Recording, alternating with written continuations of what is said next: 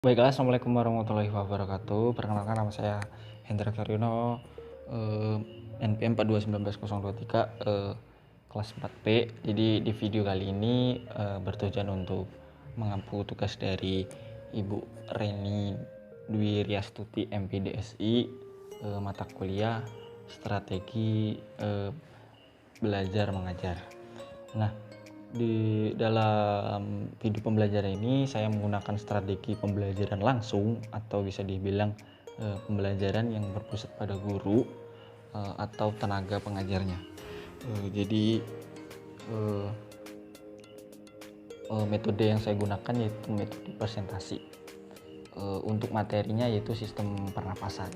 Oke, silakan menonton teman-teman. Baiklah, assalamualaikum warahmatullahi wabarakatuh. Perkenalkan, nama saya Hendra Karyono, NPM 4291023, kelas 4B. Nah, di video kali ini kita akan membahas mengenai sistem pernapasan pada manusia. Jadi di video kali ini kita akan membahas seputar sistem pernapasan pada manusia. Jadi sistem pernapasan pada manusia itu terbagi menjadi 6. Jadi yang akan kita bahas yaitu 6 ini, mulai dari hidung, laring, trakea, bronkus, bronkiolus, serta paru-paru. Nah, sebelum kita bahas mengenai 6 pokok pembahasan kita, yang pertama kali yang harus kita ketahui yaitu pengertian dari sistem pernapasan itu sendiri, guys. Jadi yang pertama kali kita harus tahu pengertian dari sistem pernapasan itu sendiri. Gimana kita mau tahu lebih lanjut kalau kita nggak tahu apa itu pengertiannya gitu. Jadi sistem pernapasan pada manusia itu bisa dibilang atau cara mudah menghafalnya itu proses pertukaran oksigen O2 dengan karbon dioksida, kan. Jadi sistem pernapasan pada manusia itu bisa dibilang pertukaran antara oksigen dan karbon dioksida. Nah, namanya juga sistem ya, jadi urutannya ini harus berurutan. Namanya juga sistem, kalau nggak berurutan yang nggak salah. Jadi nggak boleh ketukar antara hidung baru laring, nggak boleh laring dulu baru hidung, nggak boleh gitu ya, harus berurutan. 6 ini harus berurutan 1 sampai 6. Ketika karbon dioksida keluar itu juga harus berurutan, mulai dari yang pertama dari sebaliknya. Kalau ketika udara masuk itu dari atas ke bawah, sedangkan karbon dioksidanya keluar atau pas kita tarik napas terus kita hembuskan itu dari bawah ke atas gitu ya. Jadi yang pertama itu tadi udah fix ya teman-teman ya, pengertian dari sistem pernapasan itu sendiri yaitu pertukaran oksigen dan karbon dioksida. Untuk apa kita bernapas? Untuk metabolisme tubuh. Jadi yang pertama itu hidung. Nah, hidung ini salah satu organ pertama untuk kita bernapas. Jadi pertama kali kita bernapas itu udara itu masuk lewati hidung. Nah, di hidung ada apa? Ada rambut. Ini di hidung kita ada rambut kan. Nah, ini fungsinya untuk apa? Untuk hiasan saja, bukan kan? Pasti ada fungsinya. Nah, fungsi dari rambut yang ada pada hidung itu sendiri itu untuk persaringan atau fertilasi atau menyaring. Nah, apa yang disaring? Jadi udara yang masuk itu dia akan disaring terlebih dahulu. Jadi udara kotor, bakteri-bakteri yang menempel pada udara dia akan disaring dulu melalui rambut pada hidung.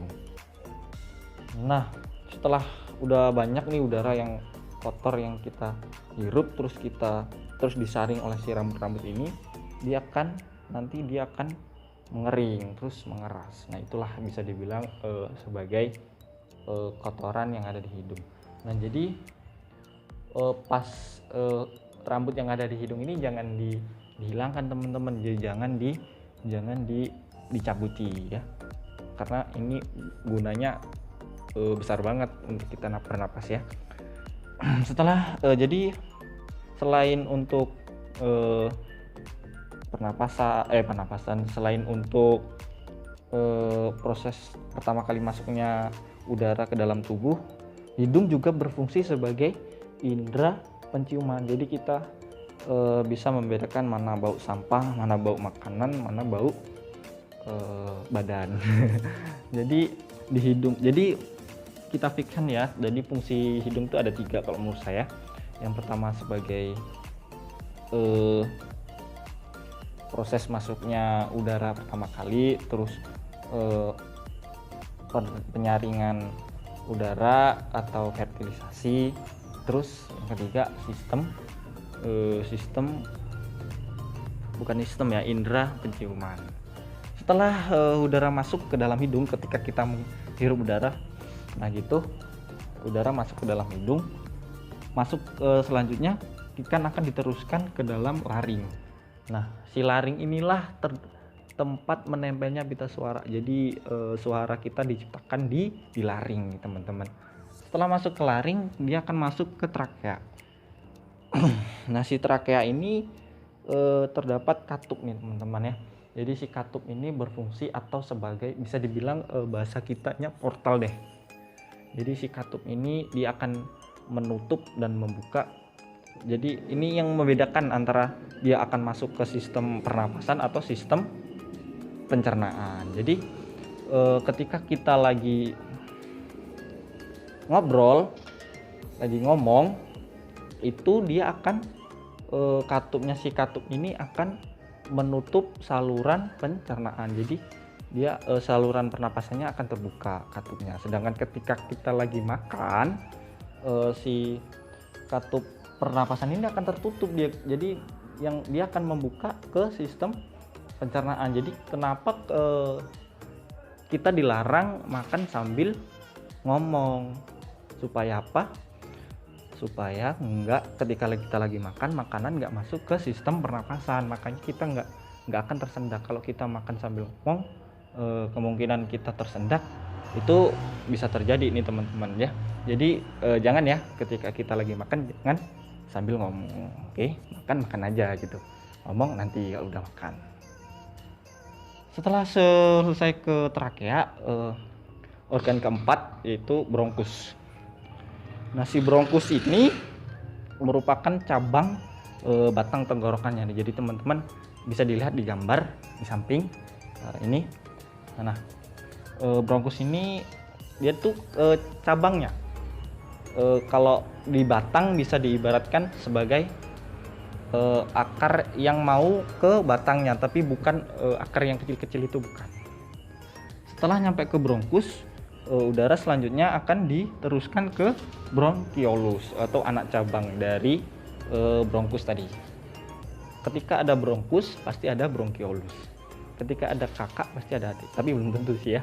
Pasti yang paling tentu ini, ketika ada bronkus pasti ada bronkiolus. Nah,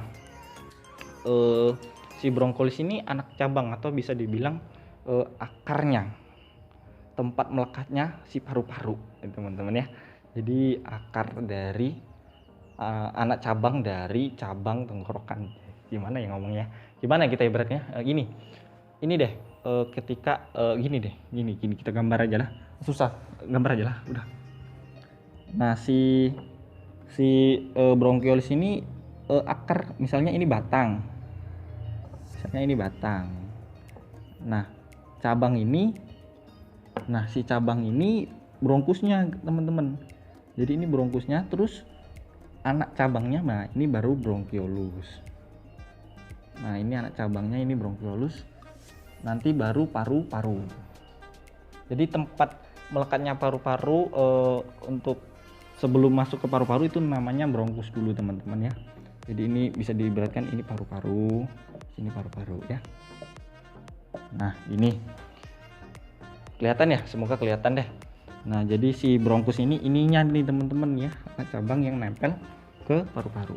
Terus organ yang terakhir yang akan kita bahas yaitu si paru-paru. Jadi ini organ paling penting sih, teman-teman. Makanya kita nggak boleh merokok ya, karena merokok ini bisa menyebabkan kanker paru-paru. Sayang lah ya kalau sampai kita kena kanker paru-paru, kita nggak bisa napas, mati deh. Nah, di si paru-paru ini tempat pertukaran nih, teman-teman ya. Jadi ketika kita pengertian awal tadi, pertukaran karbon dioksida dan oksigen itu terjadinya di paru-paru, tempatnya di alveolus. Nah, secara garis besar sistem pernapasan pada manusia itu ini ada 6. Sebenarnya ya ada 6 ini untuk sistem pernapasan pada manusia. Ya tadi tempat pertukaran tadi alveolus yang dinamakan yang ada di paru-paru. Oke, mungkin untuk skala keseluruhan mungkin udah jelas ya teman-teman, ada 6. Jadi ada hidung, laring, trakea, bronkus, bronkiolus, serta paru-paru. Di dalam paru-paru ada alveolus. Tempat pertukarannya itu di paru-paru, di alveolusnya. Oke. Itulah saya pikir untuk penjelasan mengenai sistem pernapasan ini saya cukupkan sampai di sini. Apabila saya ada salah kata, saya mohon maaf. Saya akhiri, wabillahi taufiq wal hidayah. Wassalamualaikum warahmatullahi wabarakatuh.